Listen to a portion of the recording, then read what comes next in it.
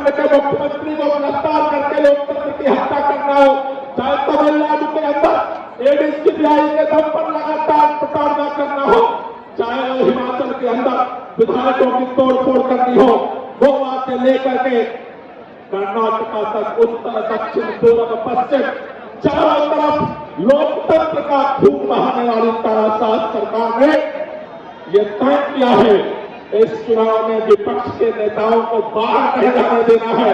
और अब तो खातों के भी सीज करने का सिलसिला शुरू हो गया। कांग्रेस पार्टी का खाता सील कर दिया गया, कहते हैं अब आगे आम आदमी पार्टी का भी खाता बंद करेंगे। लेकिन मैं आपसे कहना चाहता हूं, इस देश के अंदर तानाशाही का जो अभय रथ आज भारतीय जनता पार्टी लेकर के चल रही है, उसके पाप का घड़ा भर चुका है। रामलीला मैदान से जो देश के आवाम की हुकूमत उस पाप के घड़े को फोड़ने के लिए इकट्ठा हुई है, एक नए भारत को बनाने के लिए इकट्ठा हुई। साथियों, विपक्ष के दमन चक्र से कई लोग ये पूछते आखिर केंद्र सरकार विपक्ष को क्यों खत्म कर रही है। भारतीय जनता पार्टी के नेताओं ने होर्डिंग लगाया है दिल्ली में, मोदी जी भ्रष्टाचार को खत्म करना चाहते हैं और विपक्ष इंडिया गठबंधन भ्रष्टाचारियों को बचाना चाहता है। भाजपाइयों में कहना चाहता हूं, अरे इस देश के जिन जिन लोगों पर तुमने भ्रष्टाचार के चुन चुन के आरोप लगाए, आज तुम उनको अपनी पार्टी में शामिल करके जा रहे हो। कोई राज्यसभा सांसद बन रहा है, कोई उप मुख्यमंत्री बन रहा है, कोई को मंत्री बन रहा है, कोई मुख्यमंत्री बन रहा है।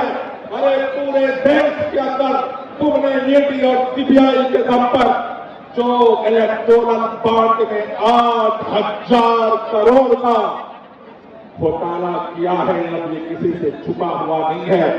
चंडीगढ़ के और चोरी की कहानी भी नहीं छुपी हुई है और इलेक्टोरल बॉन्ड के चंदा चोरी की भी कहानी छुपी नहीं है। पूरे देश के अंदर आज जो भ्रष्टाचार का तांडव भारतीय जनता पार्टी कर रही है, उससे आवाज उठाने के लिए आज इंडिया गठबंधन यहाँ इकट्ठा हुआ है। मैं आपको बधाई देना चाहता हूं। आज रामलीला मैदान में इस इंडिया गठबंधन के शंखनाद को देखते हुए देश के प्रधानमंत्री को मेरठ भाग करके जाना पड़ा है।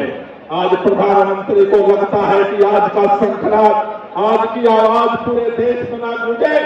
आज ही के दिन प्रधानमंत्री ने भी मेरठ में रैली रखी है, हमें इस बात की खुशी है। और मैं आपसे भी कहना चाहता हूं दोस्तों, ये लड़ाई आज पूरे देश के अंदर, पिछले दिनों लोग पूछते थे, पिछले 5 साल पहले जब लोकसभा का चुनाव था कि इंडिया गठबंधन को नहीं था, उस समय लोग कहते थे भाजपा का विकल्प क्या है, नरेंद्र मोदी का विकल्प क्या है, एनडीए का विकल्प क्या है। आज पूरे देश के कोने कोने, कन्याकुमारी से लेकर के कश्मीर तक, असम से लेकर के गुजरात तक, चारों तरफ आज रामलीला मैदान में एक ही शंखनाद करके पूरा देश इकट्ठा हुआ है। एनडीए का विकल्प, इंडिया तैयार है तुम्हारा मुकाबला करने के लिए, तुम्हारी तानाशाही का मुकाबला करने के लिए, तुम्हारी गुंडागर्दी का मुकाबला करने के लिए, लोकतंत्र के हत्या का मुकाबला करने के लिए। कई लोग पूछते हैं कि आपके विपक्ष के लोगों को क्यों गिरफ्तार करते हो, क्या भाजपा में कोई भ्रष्टाचारी नहीं है? देश जानता है। आज अरविंद केजरीवाल को जिस व्यक्ति के बयान के आधार पर गिरफ्तार कर लिया गया, वो शरद रेड्डी, साउथ लामी का जिसको इन्होंने गिरफ्तार किया था शराब घोटाले में, उस शरद रेड्डी से इलेक्टोरल बॉन्ड की लिस्ट आने के बाद सारा दूध का दूध पानी का पानी हो गया। उस शरद रेड्डी से ये भाजपाइयों ने 60 करोड़ रुपया लिया है, जो आज रिकॉर्ड है। मैं पूछना चाहता हूं आज देश के प्रधानमंत्री से, इस 60 करोड़ रुपए का हिसाब कब दोगे? मैं ईडी से पूछना चाहता हूं, अरे तुमने मुख्यमंत्री को गिरफ्तार कर लिया, इस शरद रेड्डी को कब फिर गिरफ्तार करोगे? अभी कल हमने देखा एनडीए में राघव ममता के पिता को कैंडिडेट बना दिया, सारे तेलंगाना को चुन चुन करके जिस पर आरोप लगाते थे उनको गिरफ्तार कर लिए, और उसके बाद तुमने पैसा ले लेकर के जमानत दिलवा दी, और आज पूछते हो कि क्यों जमानत नहीं मिल रही।